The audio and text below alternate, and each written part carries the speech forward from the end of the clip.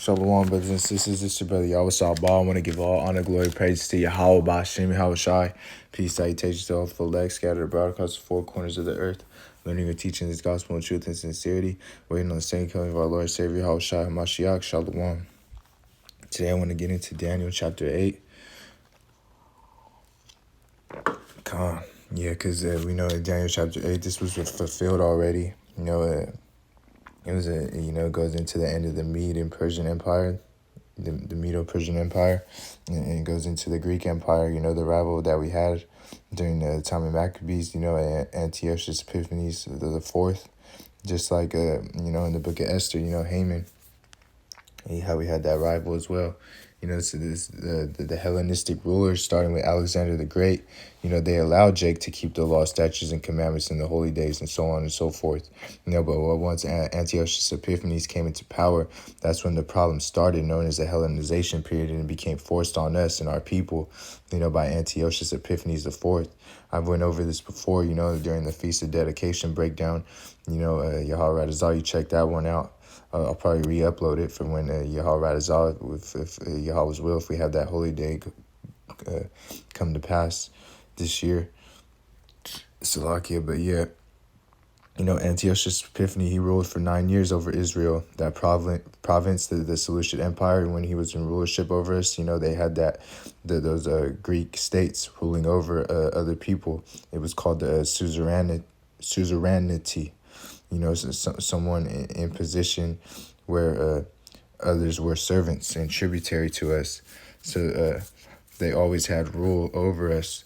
And Antiochus forced it on us during that time, around like 169 BC. But that's just an estimate, because we know a lot of history is not documented. So we only speak on what we know, that what's from documented information. So let's get into Daniel chapter 8 from the top. It says that in the 3rd year, the reign of the king Belshazzar, a vision appeared unto me, even unto Daniel, after that which appeared unto me at the first. So this was a vision during the time of the Babylonian Empire, because Belshazzar was the king of Babylon, the Nabonidus. His father was arrested, and he was in prison. So he had his son at that region, He had his son as a region, in Khan, and this was who was ruling. So even when he got released, from prison sentence, he was still on campaigns fighting these wars. So he let his son rule the empire while he was gone. So this was that time period of when Daniel had the vision. So verse 2, and I saw a vision, and it came to pass when I saw, I was at Shushan in the palace, which is in the province of Elam, and I saw a vision, and I was by a river of Ulai. So yeah, the Elamites are the so-called Indians, region in India to Iran. That's all the nations of Elam, in Khan. So verse 3, and then I lifted up my eyes and saw, and behold, there stood before a river a ram which had 2 horns, and the 2 horns were high, but one was higher than the other, and the higher came up last.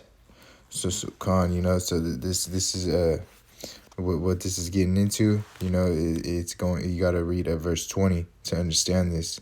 So because it explains it, what this ram was represented as.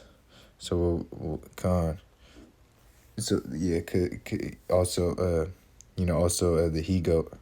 So we'll read verse 20.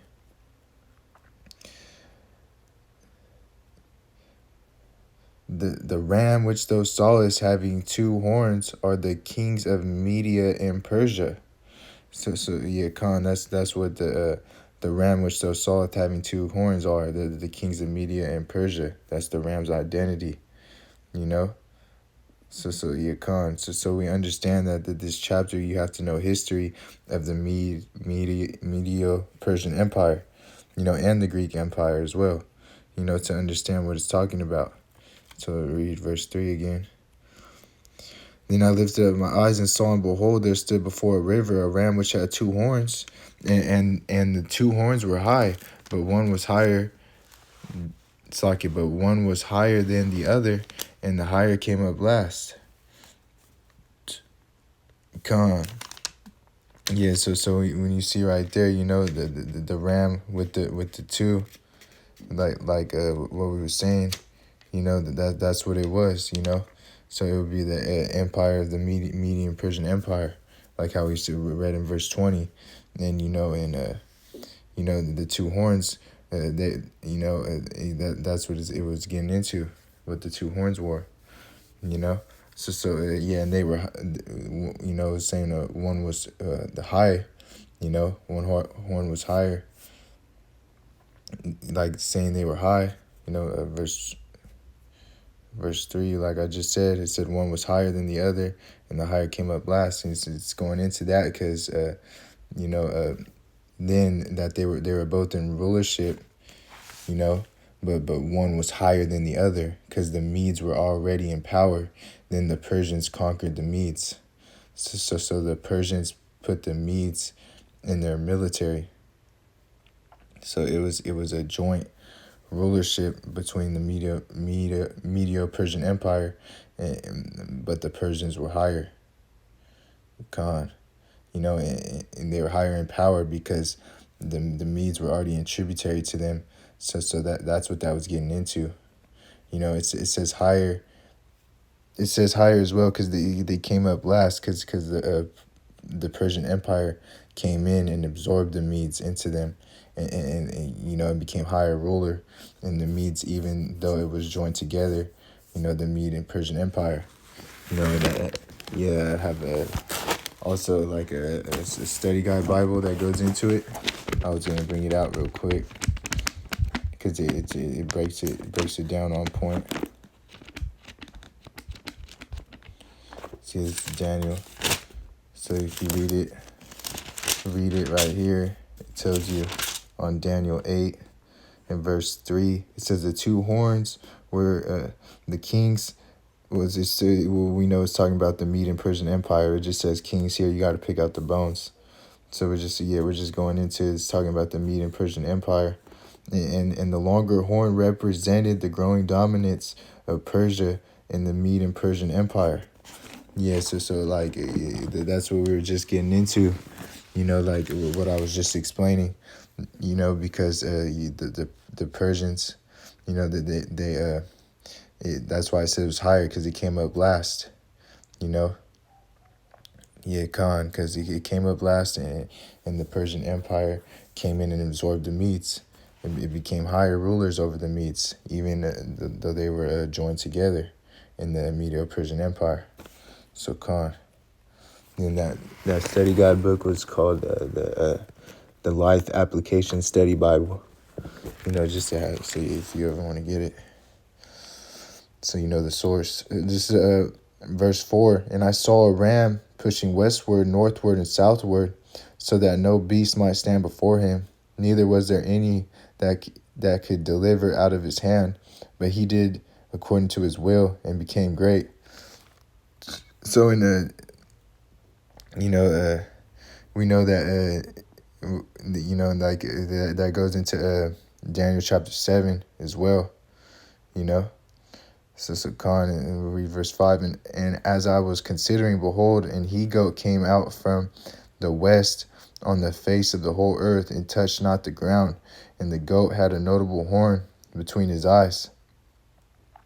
I went into this before, like how I was saying it's in Daniel chapter 7, because I broke this down before in Daniel chapter 7, the four beasts, which goes into the Medo-Persian Empire, as well. Of course, at the first, the Syrian Babylonian, then the Medo-Persians, and then the Greeks, and then the Romans, the four beasts. But, like I was saying, Yahweh Razal, you check that out when I went into the four beasts, But we know that this verse 5, it represents the Medo-Persian Empire. It would be wounded, different, but it's like, it's not wounded. It's worded. It's worded different, but it's speaking about the same empire. Yeah, because we know that they get wounded when when they fall out of empire, to the Greeks. But yeah, I'm just saying it's worded different, but it's speaking about the same empire. It raised itself up one side because you had two horns and one was higher than the other, and the other are the other one that was higher came up last. And that, like I was getting at, that represented how they would conquer in three directions. Came from the east, conquered from the northward and the southward and the westward, and they conquered Egypt, Babylon, and Libya, and that represented that they conquered northward, southward, and westward, which I've explained before in the Daniel chapter 7 breakdown. And they arise and devour, in much flesh, because the Medo-Persian Empire was a strong empire. It was said to be like really strong, because they were joined together, so because they were able to fight. They were great in their fights. It caused they had a vast empire and army, because all the armies they conquered they put into their military. That's why the Medes were conquered by the Persians and put it into their military of the Persians. Prime example. So read verse 4 again. And I saw a ram pushing westward and southward, socket westward and northward and southward, so that no beast might stand before him. Neither was there any that could deliver out of his hand, but he did according to his will and became great. So no beast would stand before him. That's going into like no nation could stand before him, because no nation, no, like because no nation could stand before him. So the nations became tributary. And Khan, and then and according to his will, he became great. That's why if you watch the movie 300, you could check it out. If you haven't, it goes into that, how they Xerxes, in the scriptures known as Osiris, when he wasn't able to conquer the Greeks, he was upset, and the empire was about to be given to the Greeks, because it was a part of prophecy. That's why I said, like, in the four beasts, the next one up was the Greeks after that. So it's all part of prophecy. So that's why he wasn't able to conquer the Greeks.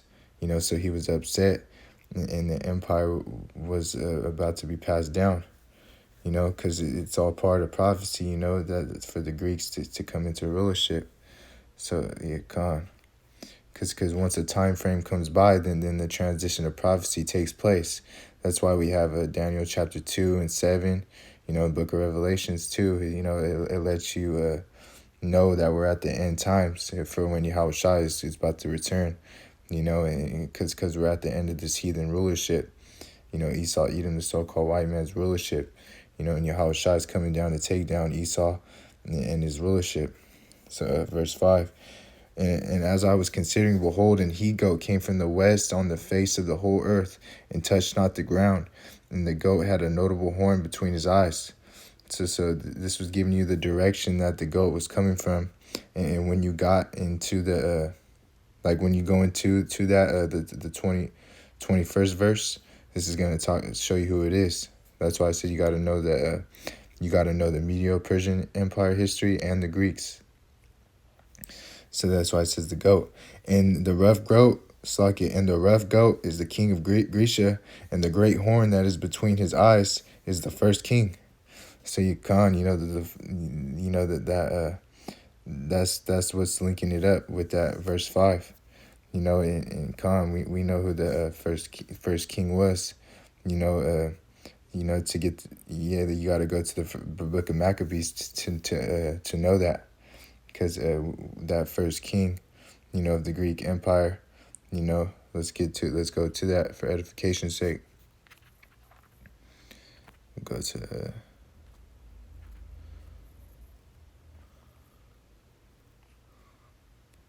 First Maccabees chapter 1 and verse 1.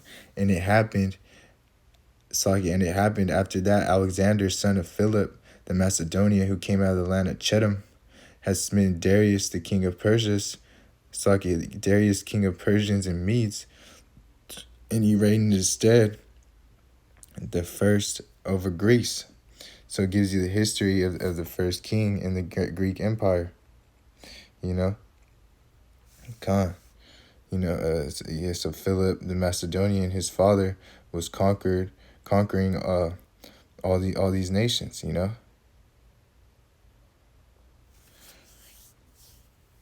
Khan. Yeah, but we know, we know that this prophecy was given to Alexander. You know, to rule over the empires that his father wanted to do. You know, because his father wasn't the one to conquer. You know, if Philip, you know, it wasn't for him for this prophecy. You know, Alexander, you know, that was who the movie was for. You know, to fulfill the prophecy. You know, it's like Alexander the Great. You know, he was the one. You know, so Khan, and yeah. So yeah, we know that this is talking about, in this first verse, is talking about Alexander the Great.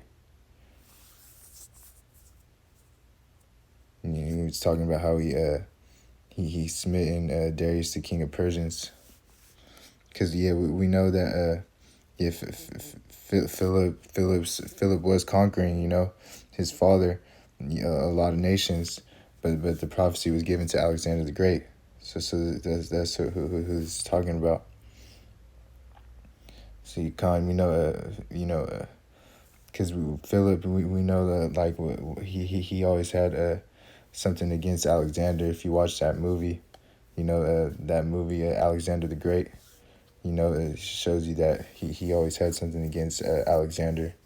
You know, like how he tried to, you know, he in the movie he tried to kill him. I don't know if that's true or not, but it's just proving that he always had something against him. You know, so yes, because Khan, like Cyprus, you know, is an island in that land, you know, of the in the Mediterranean off the coast of Israel and Syria, and that's where Alexander fought against Darius. And after that, Darius was smitten, he went eastward and wanted to keep conquering, and you know, he stopped and then went back to Babylon, and it shows that in that movie as well. Verse 2, and made many wars and won many strongholds and slew the kings of the earth. So yeah, because it was his time to shine. You know, prophecy for Alexander the Great. This is getting into that king. You know, in the Greek Empire. You know, like in the book of Daniel. You know, this is who it's talking about, Alexander the Great. God, you know, verse 3, and went through to the ends of the earth and took spoils of many nations, insomuch that the earth was quiet before him, whereupon he was exalted and his heart was lifted up. See, Khan, you know, he got all these regions, you know, taken over, as it says in the scripture. You know, he spoiled many nations, and insomuch the earth was quiet before him, whereupon he was exalted and his heart was lifted up. So, you know, he got puffed up. He got in that pride because he thought that it was him, but it was all Yahweh Shai that gave him that through prophecy.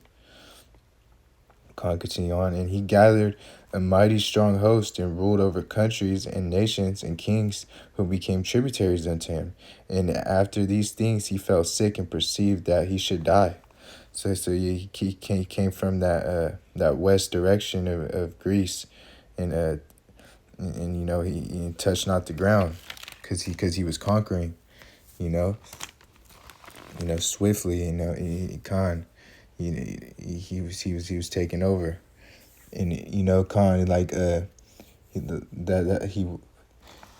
that's why you know, that notable horn, like we was talking about, that first king of Greece, it was Alexander, who because before, you know, they had Greek cities and states, and Alexander brought them all together in a union, because before that they were separate.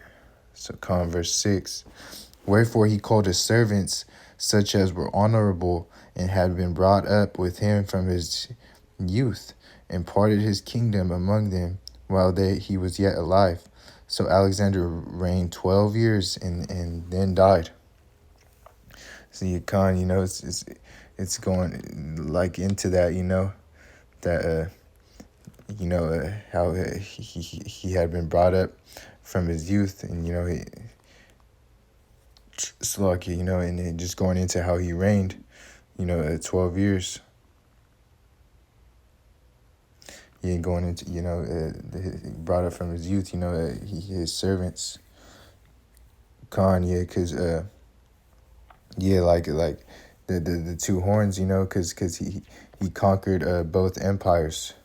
That's what it's gonna be getting into, So Khan, let's get back into that, to go into that. Because we're about to get into the horns. See right here.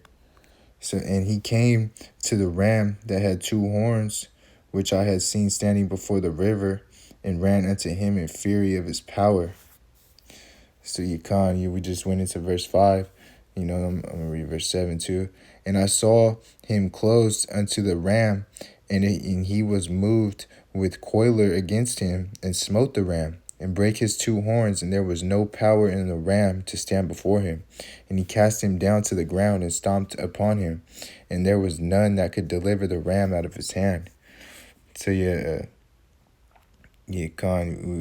going into that, that's what that was going into, because the two horns, like I was saying, is because he conquered both empires, because they were both joined together, because like I was saying, the Persians conquered the Medes, and they added them into the Persian army, and he had them under servitude, and no one could deliver the ram out of his hand, because it was the end of the prophecy for the Mede and Persian Empire, what we went into in 1 Maccabees 1:1 when he took over it. And that was the beginning age for the Greek Empire. Yahweh word, Yahweh Bashem Yahushai's word, it doesn't go out void. So everything that comes to pass, time period hits and it happens, the next prophecy takes place. Verse 8, therefore the goat, he waxed very great, and when he was strong, the great horn was broken, for it came up four notable ones toward the four winds of heaven. Yeah, so it's going into when Alexander, the horn was broken, because Alexander, the height of his power, it fell down because he got sick and died, and shows that in the movie as well if you watched it. So let's get that real quick for edification's sake. 1 Maccabees chapter 1, and I'm gonna go back. It's verse 8. Salakia.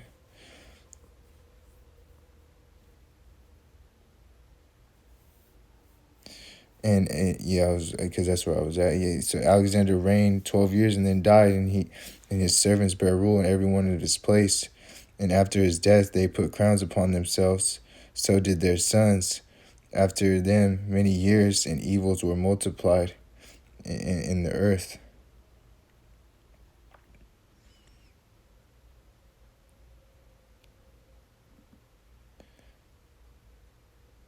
Khan, yes.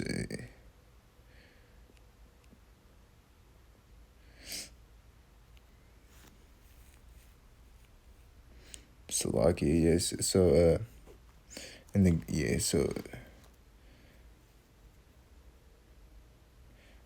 let's just read verse 5, like to show how when he got sick and died. And after these things, he fell sick and perceived that he should die. So like I was getting into, Salaki, that's what I wanted to get, just to show he died, because that's when the fall came, how it showed it in the movie as well. I'll read verse 8 again. Therefore, the he-goat waxed very great, and when he was strong, the great horn was broken, for it came up four notable ones toward the four winds of the earth. And then that's going into how he split it, into four generals after he died. So the great horn was broken because he died, and the kingdom was split into four. In Khan. And usually it was from king to king, from father to son, but it changed when the Romans came into power, because they didn't have kings like that, so their rulership was based off of monarchy, so a man being elected to king now, and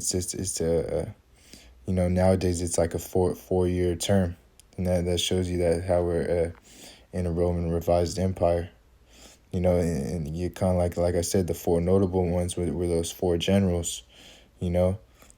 Khan, and five of his main generals out of all of them, they got distributed to in the split. Ptolemy, the Seleucid, and Limachus, Cassander, and Antiochus. And the first four were the main that were in the king that it was splitted to, that the kingdom was distributed to. So Khan, we'll go right here. So we'll start at 6 again. And wherefore he called his servants, such as were, this first Maccabees 1:6, and wherefore he called his servants, such as were honorable and had been brought up with him from his youth, and parted his kingdom among them while he was yet alive. So Alexander reigned 12 years and then died, and his servants bare rule every one in his place. After his death they all put crowns upon themselves, so did their sons after them many years, and evils were multiplied in the earth. Yeah, so evils were multiplied in the earth. This was the beginning of the rulership of the Edomites, the wicked. As Malachi 1:4, Esau is known as the wicked. And when they took over the rulership, that's when this wickedness increased in the earth. Even Alexander's son was put to death. That was all part of prophecy for this to be fulfilled. It shows you that in that movie as well. Read on.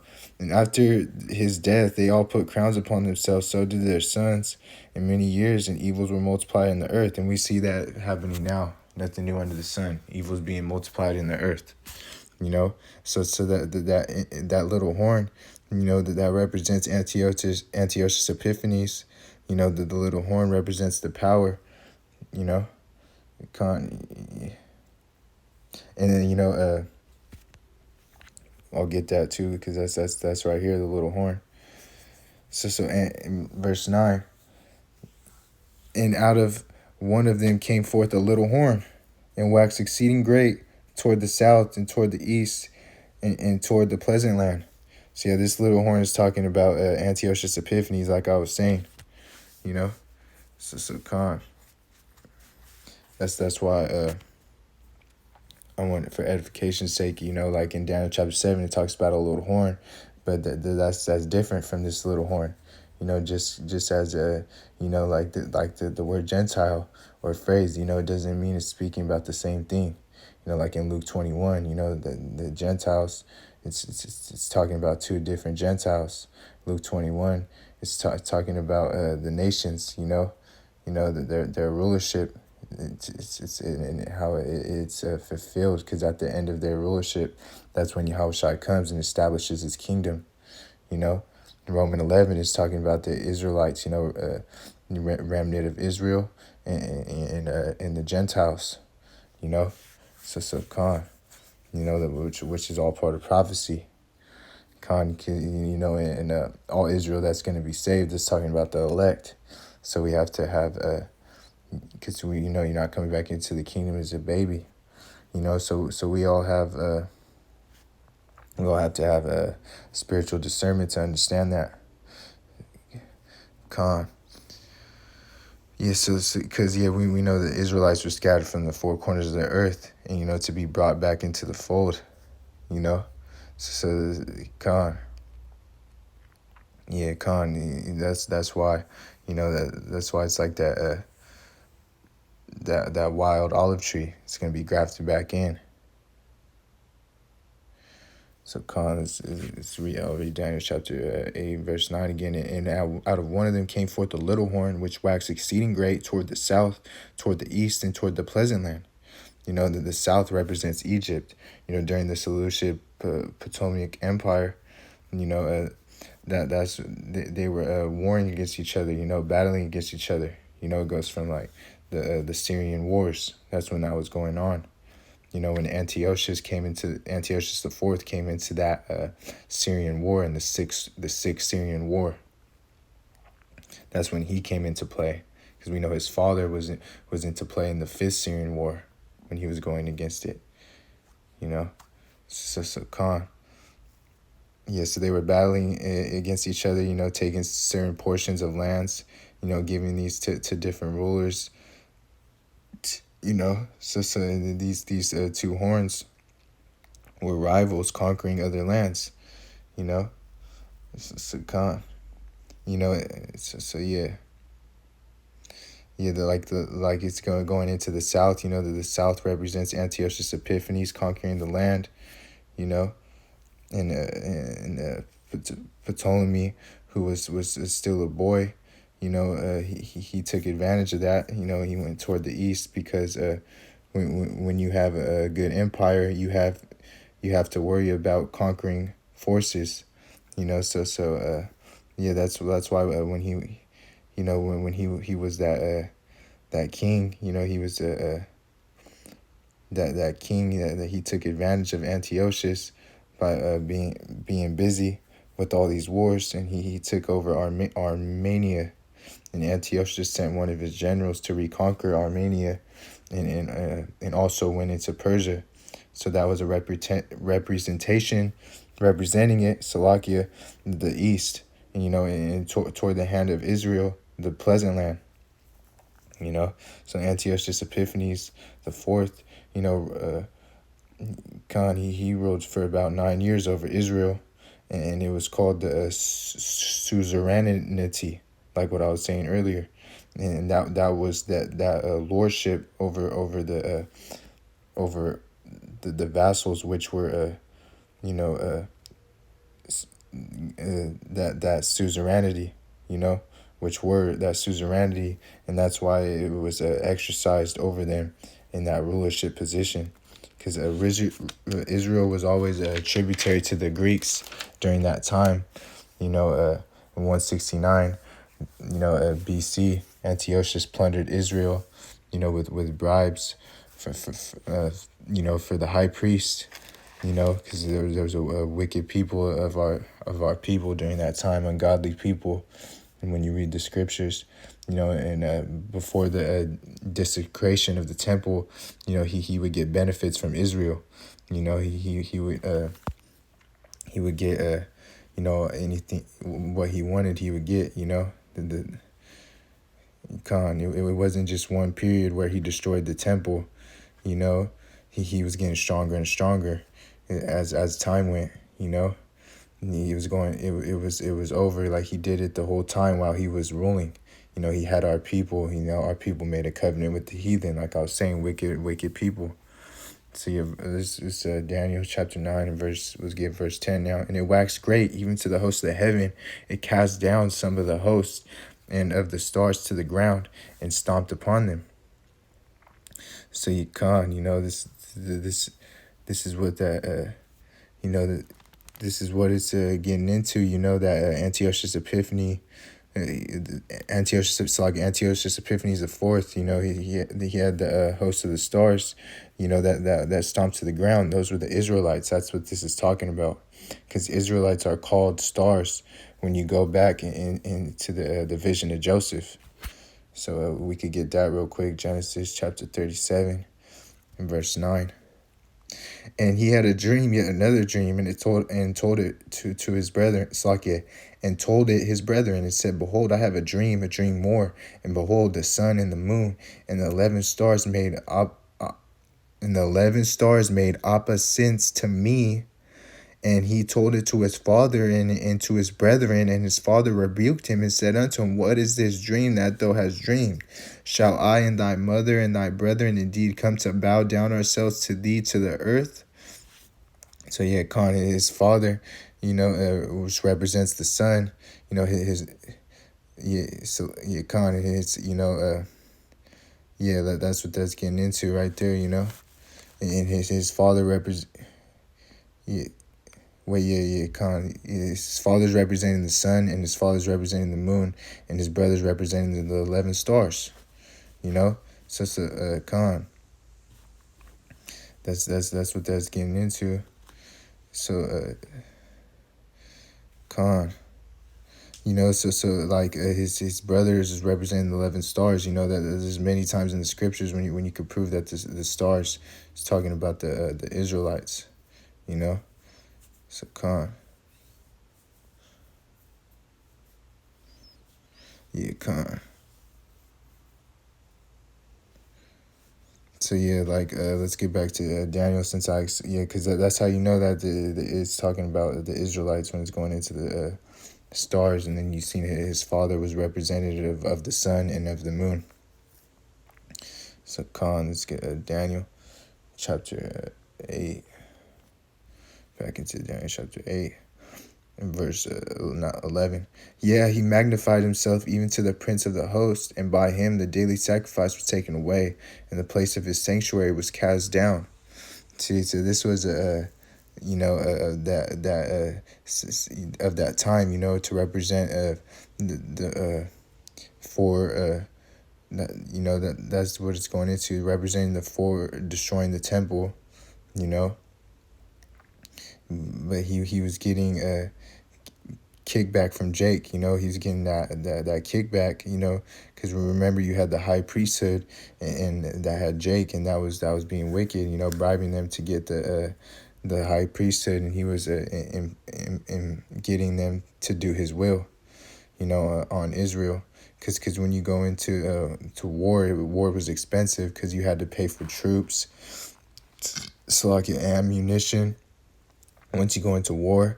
And these days for many different things, you have to go and conquer certain lands and resources. You gotta pay your troops. This is what he was doing, exploiting part of these different regions, especially the Israelites.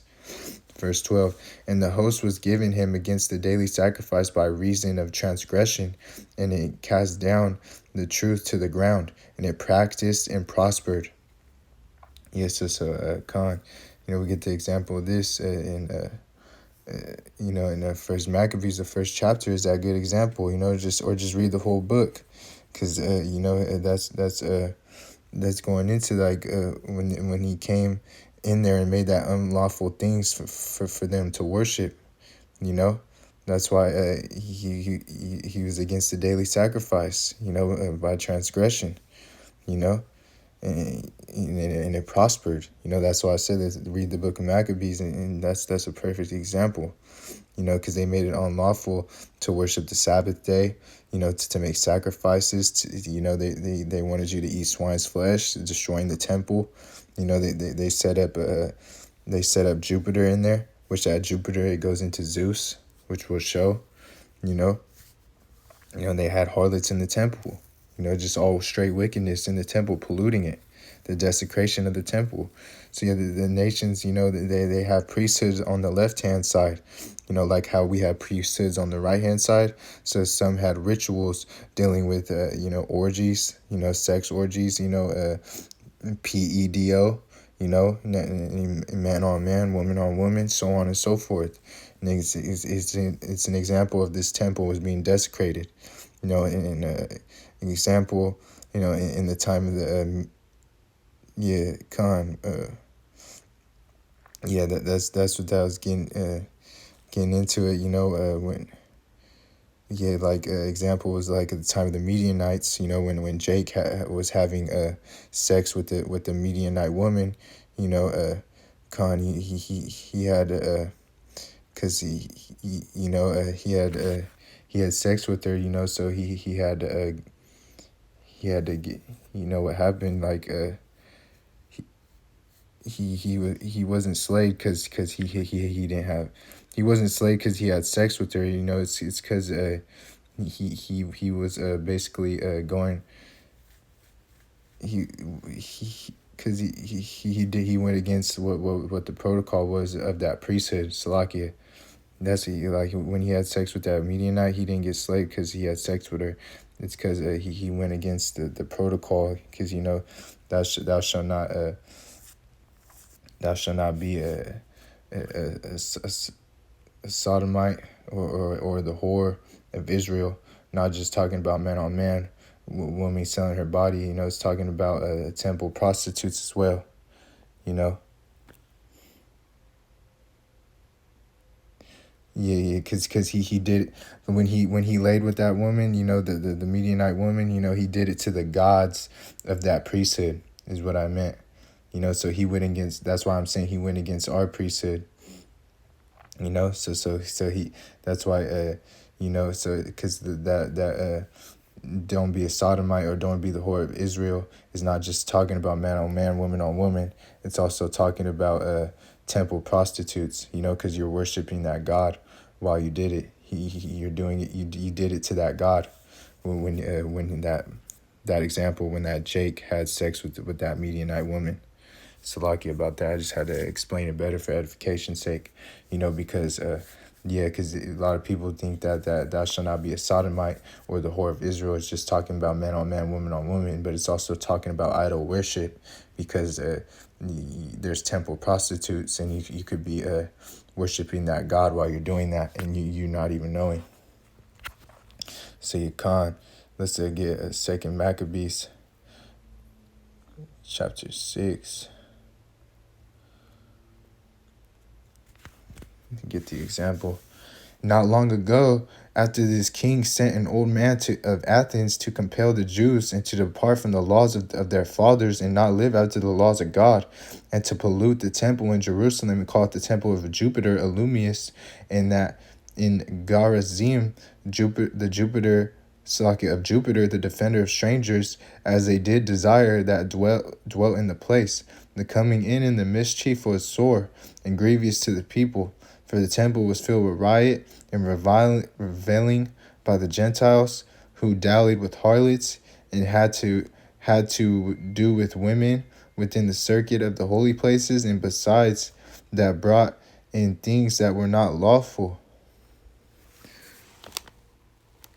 Yeah, so Khan, you know, yes, this is what we were reading in Daniel chapter 8. What I was just getting into. Slacky, someone sent me a text. I ignored it though. You know, that's what I was getting into. You know, that Daniel 8. You know, what we were just reading. You know, and other precepts in the Maccabees. You know, it goes into it as well, into details. You know, that's why they took out the Apocrypha, so you couldn't understand, you know, what was going on, you know, Khan, because they polluted the temple, you know, so Khan, you know, because that's what was going on during this time, during the Hellenization period under Antiochus Epiphanes the Fourth, you know. So Khan, you know, like this, like it says, you know, you can't understand the mystery if you don't know the history. So yeah, like that. Neither neither Jew or Greek. You know, we know what that means now. You know, because you know they weren't able to profess or call themselves to be Jews. You know, so they became under a Hellenization period.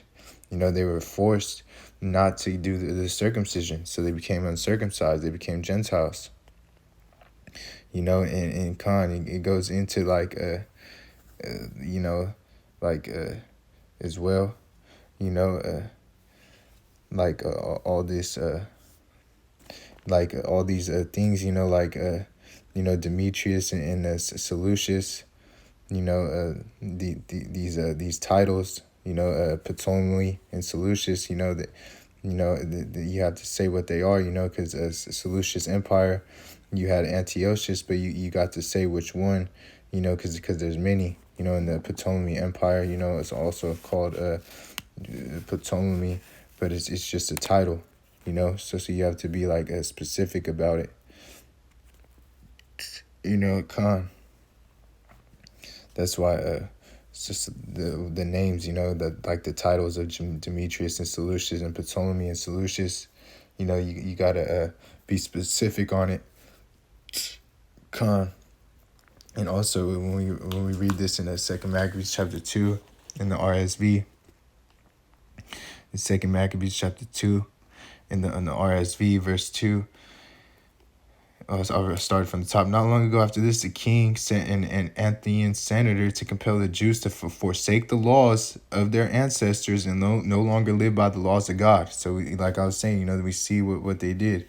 Like right here in the King James, they had us depart from the laws and not live after the laws of Yahweh Shem Yahushai. So this was that Hellenization period, in verse 2, and also pollute the temple in Jerusalem and call it the temple of Olympian Zeus, and to call the one of the Gerizim of the temple of Zeus the friend of the strangers, as did the people who lived in that place. Harsh and utterly grievous was the onslaught of evil. So a lot of evil was going on, and then as going into that Jupiter Olympius was also known as Zeus. Because when you go on the website of Wikipedia on Zeus, it tells you also he was the king of gods, god of the sky, lightning, thunder, law, and order. That's why it says, in this the RSV, that's why it says that you called the friend of the strangers.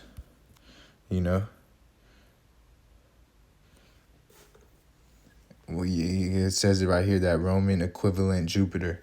That's what I was getting at, Salaki. I mean, like, he's the equivalent to Jupiter. That's what that's getting into.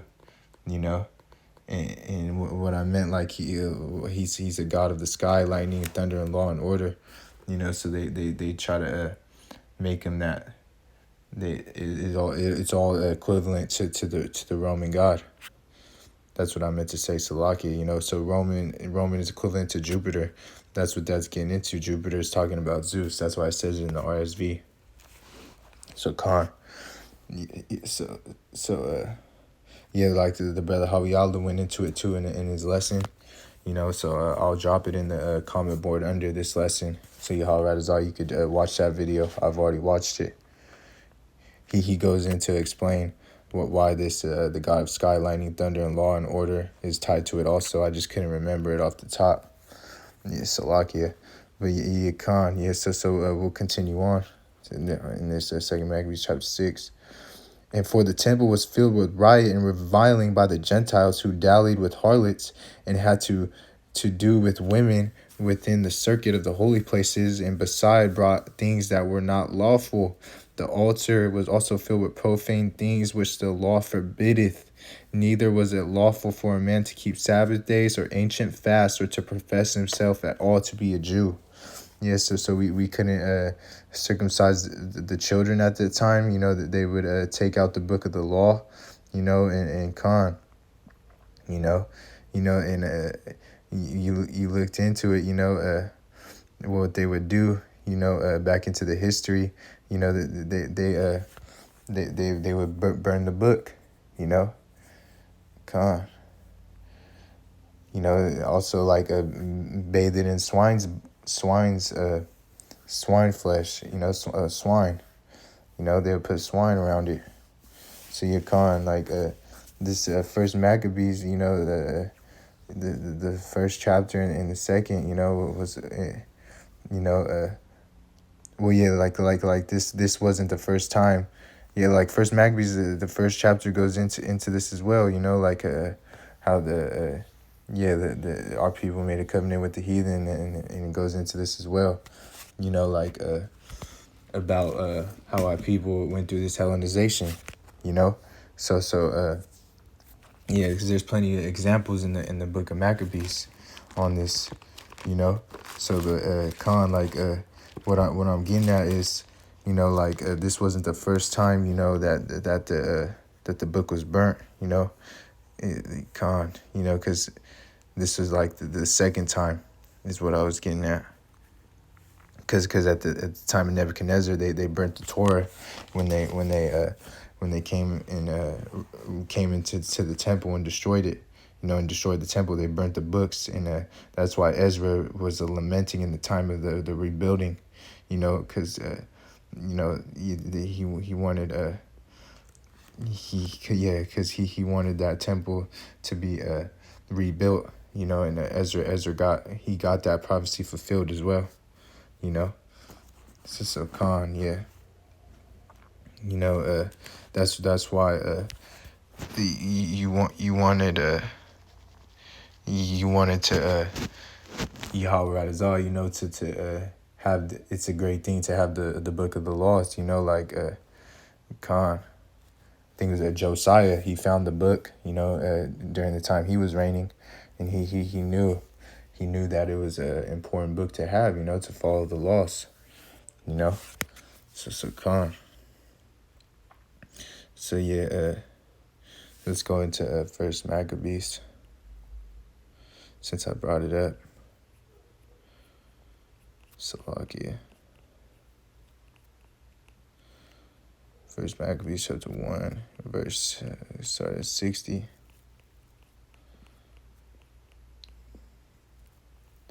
And at that, Salakia, at which time, according to the commandments, they put to death certain women that had caused their children to be circumcised. So yeah, that you read that chapter, it goes into that desecration. That's why I said it. It's also in First Maccabees chapter 1, and Khan, and that's why we keep Hanukkah, which is the feast of dedication,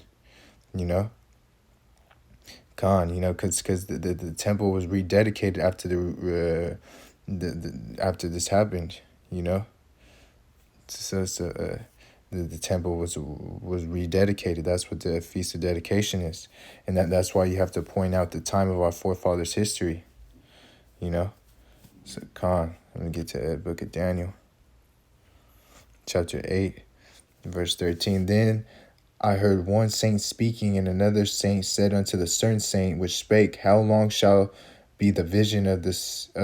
How long shall be the vision concerning the daily sacrifice and the transgression of desolation, to both give sanctuary and hosts to be trodden under foot? So yes, Khan, I'm gonna read verse 14. He said unto me, 2,300 days, then shall the sanctuary be cleansed. So these, it's going into like, speaking of 2,000, these angels speaking, 2,300 days, because, it's 2,300 days would represent 6 years and 4 months. Antiochus Epiphanes had power of Israel for 9 years, from 170 to 169 BC, that's when he was plundering riches from Jake, from his campaigns. And some sources, have different dates, on these online places, websites. So it's just approximate dates, estimations, because, Antiochus Epiphanes, he died in 164 AD. So 170, AD to when he died to 160 AD, could be to time put to death, it's as as a campaign. No, it's like, like it could be as the time he was put to death could be as to it was to 6 years. Yeah. So Khan, yeah, like that's what it's getting into, Like, yeah, it's going into that time frame. Yeah, the time frame of the 2,300 days, representing 6 years and 4 months, of Antiochus Epiphanes, his power over that Israel, he had it for 9 years, but this is what the 2,300 days is getting into. So Khan, yeah, that's like. So now we get into a verse. Well, yeah, like, cause it's like I said, it's like it was 6 years and 4 months, So Yahweh, when he had the Babylonians, they would rule for like a good amount of time, they ruled, for about like 70 years, and they were only, that's what Yahweh Bashem Yahushai said. The Babylonians were going to rule for 70 years, but they were only able to rule to about 66 to 67 years. So the Lord cut their time short, so I could get into like this 6 years and 4 months for edification's sake, just to understand it. So this is First Maccabees chapter 1 and verse 20. And after that, Antiochus had smitten Egypt and returned again in 143rd year and went up against Israel and Jerusalem with a great multitude. So the 143rd year, that's when Antiochus, he came in,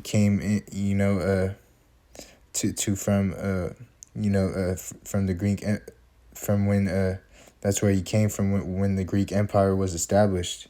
And it gives you a history, but it gives you a 167 AD, and that they're going from it's going all off of that time period, when the Greeks ruled.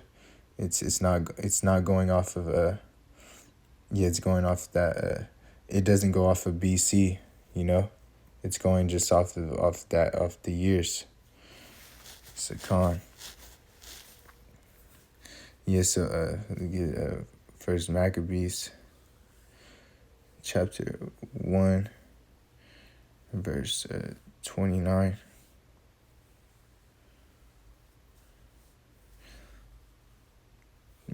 First Maccabees chapter 1 verse 29. I'm going to go down to verse 29.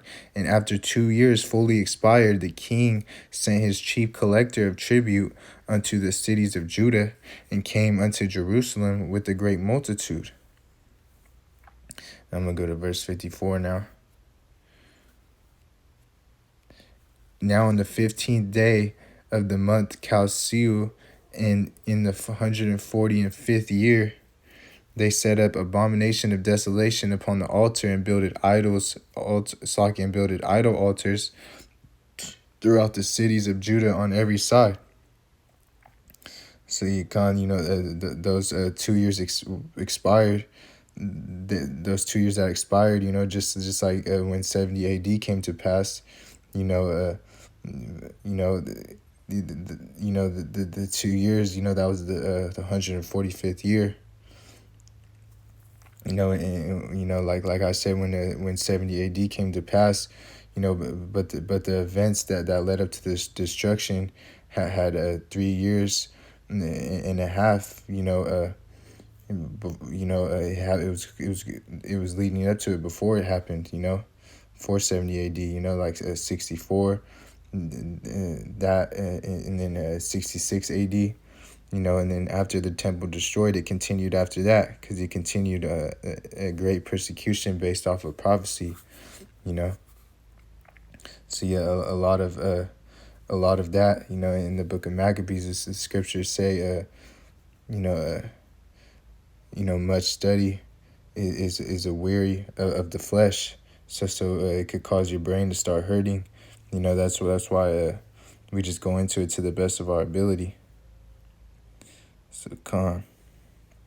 So we see like that, that 54, that was the 145th year, after those 2 years expired. So and now I'm going to go down to chapter 4.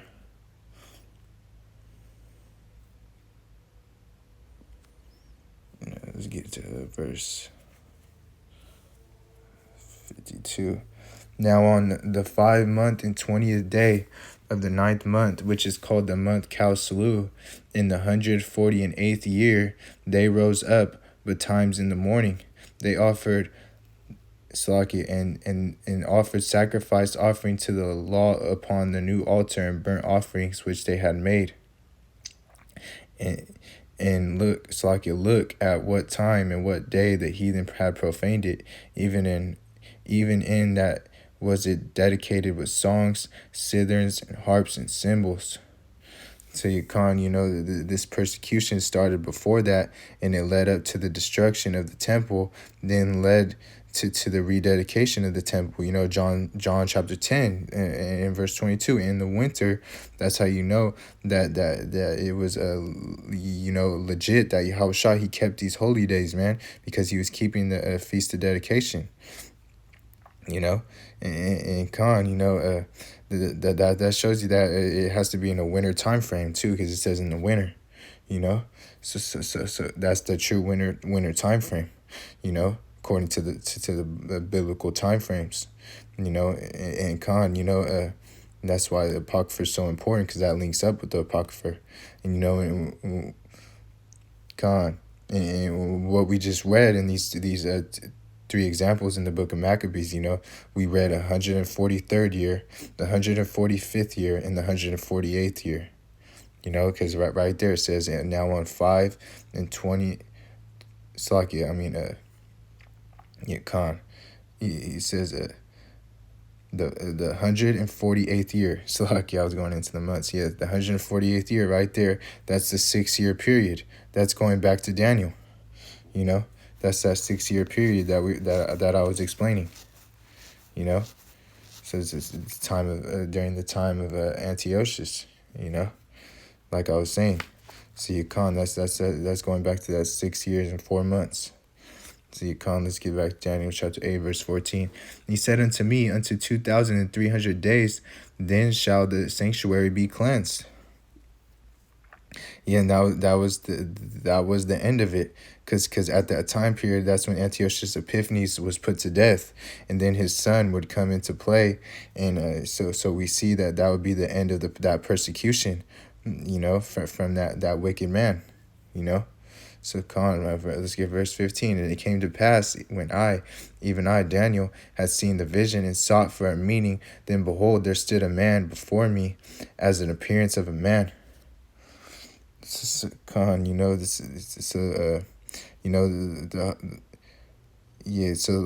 of course the hardest parts of the breakdowns is going to be the dates, that's what we just went into. We're going to continue on. Verse 16, I heard a man's voice between the banks of Ulai, which called and said, Gabriel, make this man to understand the vision. And so he came near where I stood, and when he came, I was afraid and fell upon my face. But he said unto me, understand, O son of man, for at the time of the end shall be the vision. And now, as he was speaking with me, I was in a deep sleep on my face toward the ground. But he touched me and set me upright. He said, behold, I will make thee known what shall be in the last end of the indignation, for at the time appointed the end shall be. So Khan, the end that shall be, that's the prophecy of the time, the latter end, So Khan, let's continue on, verse 20. The ram which thou sawest having 2 horns are the kings of Media and Persia.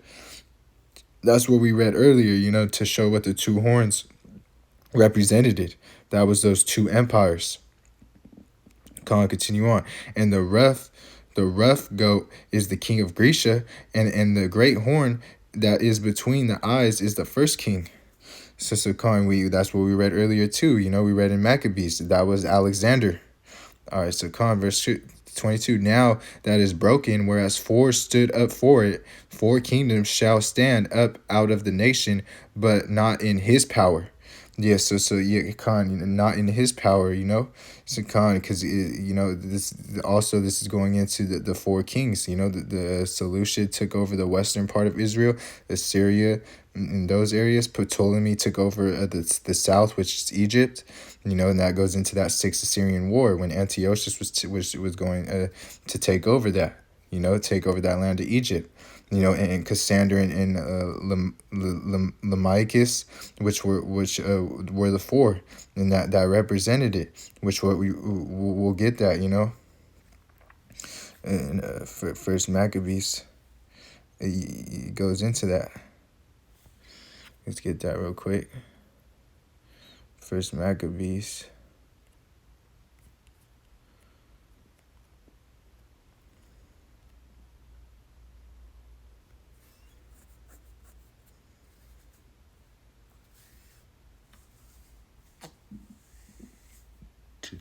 Mm.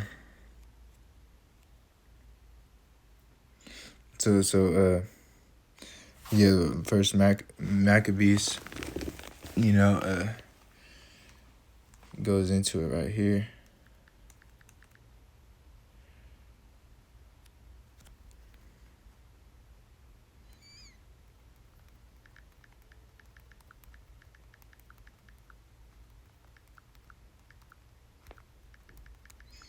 Yeah, right here, Salakia. It's First Maccabees, like how we read it, you know,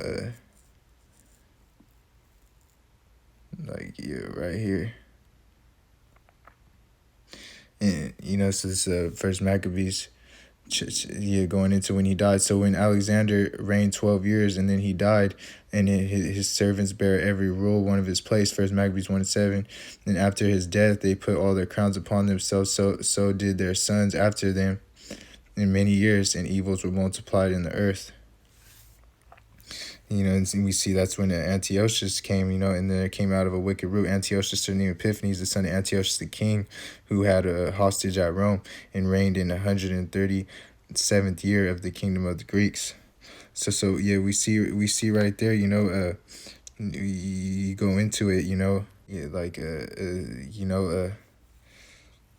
right here is where I'm getting into where it was parted into 4 different parts. Salakia, it's a wherefore he called his servants such as were honorable, and he had been brought up with him from his youth, and he parted his kingdom among them, which he was yet alive. So this was in the movie as well. It shows you that he parted the kingdom into 4 different parts.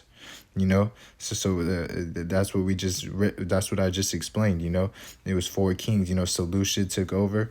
You know, Ptolemy. You know, and then Cassander and Lamachus. You know, we can read. Daniel chapter 7:11. It goes into this similar. You know, the same breakdowns are there. You know, Khan. You know, like yeah, so you know, Khan, you know, go down to verse 29. And after 2 full years expired, the king sent his chief collector tribute cities of Judah and came into Jerusalem with a great multitude. And they Salaki, I'm gonna wait on that one. Yeah, it's let's go back to Daniel.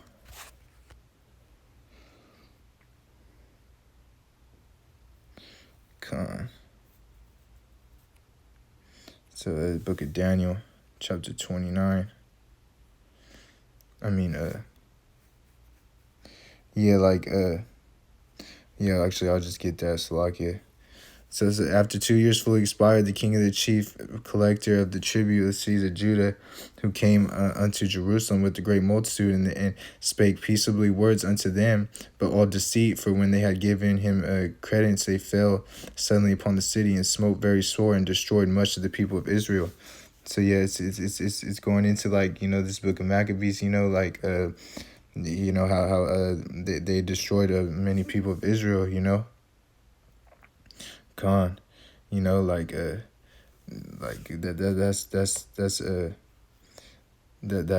what I'm gonna bring this out again too. But yeah, like, but what I was getting into, you know, like I just wanted to show like, you know, like Psalms 55:21, you know, they spoke peacefully, but there was a sword behind them, you know. But Khan, yes, man, yeah. So like Salaki about that, you know, for I want to stay on track with that, you know, like the verse, this verse 6, you know, it's getting into that, you know, how they split the kingdom and parted it in 4 parts, So those were the four generals. That was the main four that held that good portion. Like I was saying, this, Seleucid, Ptolemy, Cassander, and Lamachus. And then they had their portion.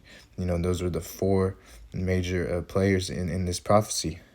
So let's get back to Daniel chapter 8 and verse 22.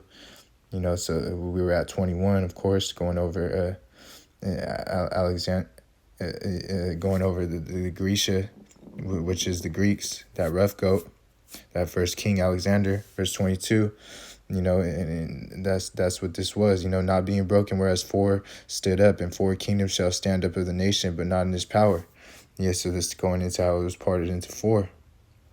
And it's also going into that his son, at that time, he didn't have a son, so it wasn't not in his power, because it wasn't passed down. The power wasn't passed. He had no power, no more, none at all, because he had no power to pass down his kingdom to, because it was divided into four generals. So that's all that started that rule. With their own mentality. And that's why in Daniel the 11th chapter, the king of the south, Ptolemy, was warring against the king of the north, which was a Seleucid fighting, of a portion of different lands in power over the regions, and Alexander, he ruled the kingdom as one, when they ruled the kingdom, the kingdom was split. So this is all going into that sixth Syrian war.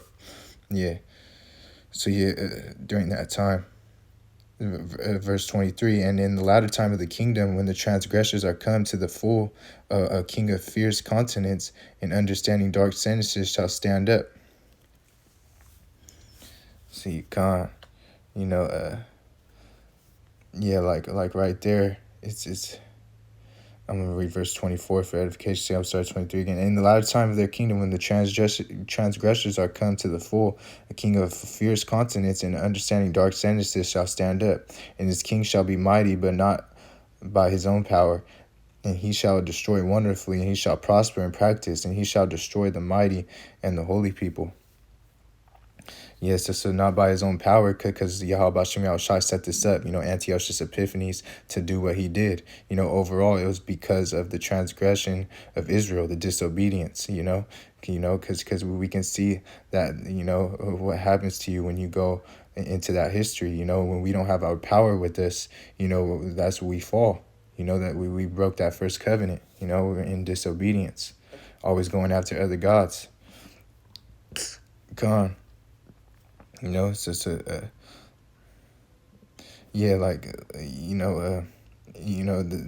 is also going into that, when you read the history in Antiochus, that Hellenization, you read the whole book of Maccabees and this history, you get the exchange, of how the Greeks were to Israel, Yeah, we see he how he destroyed the mighty and the holy people, like I showed that example in First Maccabees 29 and 30, how he came to destroy, man. But peace was in his heart, he's gone, and he prospered, because this was all through Yahweh Shem Yahushai. But he was puffed up with that pride, thinking it was his the way it was because of him, but no, it's because of Yahweh Shem Yahushai. Verse 25, and through his policy he shall cause craft to prosper in his hand. He shall magnify himself in his heart, and by peace shall destroy many. He shall also stand up against the prince of princes. It's like a prince of princes, but he shall be broken without hand. So this is that policy, that was a decree that he gave all the world, that shall be one. Everybody should be in their laws, similar to the days to come, the New World Order, what Esau is pushing, like in the time of Nimrod as well, bringing out their laws to push forward, their agenda. So let's get First Maccabees chapter 1, and verse 41. Moreover, King Antiochus wrote to his whole kingdom that all should be one people, and everyone should leave his loss, so the heathen agreed to the commandment of the king. Yeah, many of the Israelites consented to his religion, sacrificed unto idols, and profaned the Sabbath. Yeah, so we see you can understand this now that why the Jews in Jerusalem who kept the laws had a problem with the Hellenization of the Israelites. You know, Khan. You know, you could see that now. You know, you could understand that, like, because they became Hellenized. You know, they forsook the covenant, and you know they became uncircumcised. You know, that desecration of the temple. You know, was being was what was going on. That was this process. You know that desecrated Jerusalem, man. They had more respect. You know, for them. You know, because they only had more respect for themselves. They didn't have respect for our people. You know, they were treating our people like heathens, having our people going to heathen ways. That's why they were being called uncircumcised. You know, and the Jews, they didn't have respect for our people. You know, because that's why they had that mindset of lo ami, not my people. They're not my people. You know, like how it said in the book of Hosea. You know, because that's why our people were being called uncircumcised, because they were being called heathens. You know, because they went through this Hellenization period. They went after they were forced into the ways of the heathen. Because you know, so we know that some of our wicked men took a covenant with the heathen as well. You know, Gentiles. You know, the strangers. They have to know the history, to understand the mystery, to understand that the Gentiles were Israelites. Verse 44, for the kings had sent letters by messengers unto Jerusalem and the cities of Judah, that they should follow the strange laws of the land. You know, and that's the craft, you know, of the prosper by policy, you know, like, so let's get Psalms, go to line up with that. Psalms chapter 94. 94 and verse 20. Shall the throne of the iniquity have fellow with thee, which frame the mischief by a law? You know, that's what was going on. You know, they frame his mischief by a law. This is what Esau does today, even through his legislation. You know, he sets these things up, you know, and that's what Antiochus did back then. So Khan, you know, it's verse 25. And through this policy, he shall cause craft to prosper in his hand. He shall magnify himself in his heart, and peace shall destroy many. He shall stand up against the prince of princes, and he shall be broken. He shall be broken without a hand. Yeah, so you know, and it says by peace he shall destroy many. You know, like I went into that example in First Maccabees 1:29. And I'll bring it out again. You know, that's why I said Salakia, because I brought that out a little to just for edification's sake. You know, to show how they destroyed our people. But I'm gonna get it again. You know, to show how peace was in his heart. You know, like Khan, you know, and you know, there's plenty of examples. You know, Psalms 28 goes into that as well. There's an example in Sirach too as well. You know, you speak in peace in your heart, but you're really you got that sword behind you, man. You know, so see Khan. Let's get that First Maccabees again, real quick for edification's sake.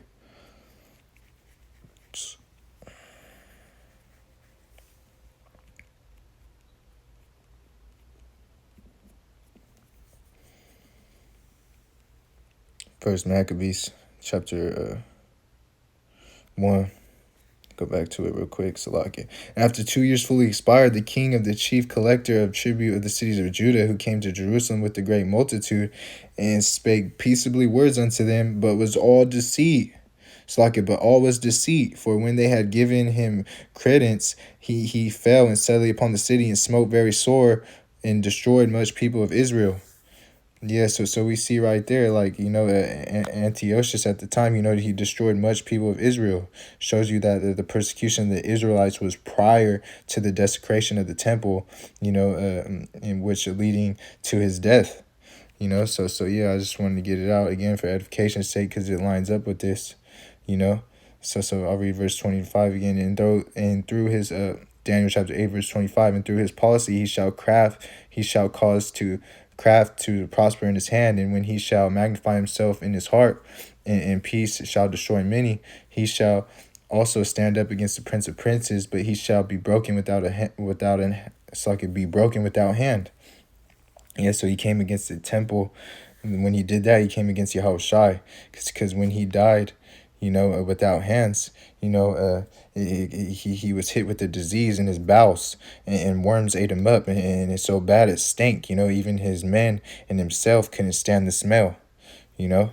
So yeah, like that was in Second Maccabees chapter 9. He got hit with the disease, and he was that's you reap what you sow, you know, because during that time he was going to persecute more of the Israelites, and that's why he got took out by Yahweh Shem Yahushua. He was proud, he was puffed up, but after a while, he felt like he wanted to repent, and said he wanted to do good, to honor Yahweh, and so on and so forth.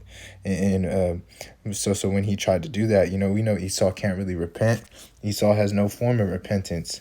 So when as the scriptures say, thou shalt not go unpunished. you know you know so yeah, Khan, so he as the scriptures say, he shall surely drink of it. He's gonna drink of that cup. Like also in Isaiah chapter 37, Rabshakeh, the general, they were talking crazy, and Isaiah came to Hezekiah and told him, like, you're going against Yahweh Shem Yahushai when you're speaking. Like the words of the heathen was saying, the Lord said he blasphemed me, roughly paraphrasing. So when Antiochus, was against Jake, he was really going against Yahweh Shem Yahushai, like in Ezekiel too as well, when going against the like speaking, against those two mountains. He said, I have heard them, and your words have been against me, roughly paraphrasing. That's why the scriptures say, that you have touched the apple of his eye in Zechariah chapter 2. Because once you do that, you're going to get a recompense for it. It's all recompense, and it's a righteous thing to give a recompense to them that trouble you, as the scriptures say. It says Daniel chapter 8 verse 26, and the vision of the evening and the morning, which was told is true, wherefore shut thou up the vision, for it shall be for many days. And that's the time of Babylon, the beginning of the Greeks, till Antiochus, and what he was doing. That was many days between from Daniel got the vision, to the death of Antiochus in verse 27. And I, Daniel, fainted and was sick certain days. Afterward, I rose up and did the king's business, and I astonished at the vision, but none understood it. So yeah, Khan, that's when the prophet, Daniel saw the vision. It was vivid. When he was actually there. That's what that's getting into. Like that's how he's seen it. He was actually there, seeing it, and and and like it's going into, he was fainting and he got sick. So he got sick after that. So as sometimes like in other, like when people get those visions, they like throw up or something, just like and just like how we see something like in front of us, Daniel was there right in front of it, like he literally saw it. Like the brother Hawiyala, he went into Daniel chapter 11. So I'm gonna add that too as well into the under the video. I'll add that in, because Khan, like how I was saying, Zeus, it was going into Zeus in that Second Maccabees chapter 6, and that eagle that represents Zeus as well, and Jupiter, the defend of the strangers, the god of justice, that's what that was going into. when I went on that website. Now it came back to me, like, yeah, because Daniel 11, it goes into that, it lines up with this Daniel 8 as well. It goes into like the Darius the Medes in the beginning, and then into the in the Greek Empire, which was split into four, which I was talking about. The kings of the north and the south is going into the Syrian wars. So you come like how I went into that sixth Syrian war was the time of Antiochus the Fourth. So you got to have this apocrypha to understand these prophecies, Daniel 8 and 11, even Daniel 7. You gotta know this history, because if you don't know the history, you're not gonna know the mystery. Like I was saying, these wars kicked off, after the death of Alexander, and Antiochus the Fourth was in that war, when the Hellenization of our people, during that Sixth Syrian War, because that's the time he was born.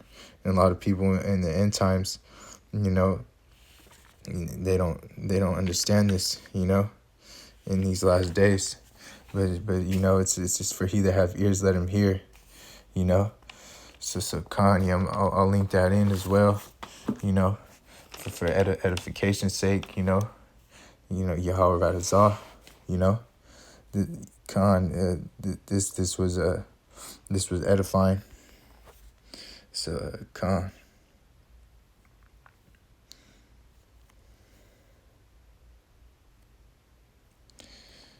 This is Matthew chapter 26, verse 6. Now when Yahushua was in Bethany, house of Simon the leper, there came unto him a woman having an alabaster box of very precious ointment, and poured it on his head as he sat at meat.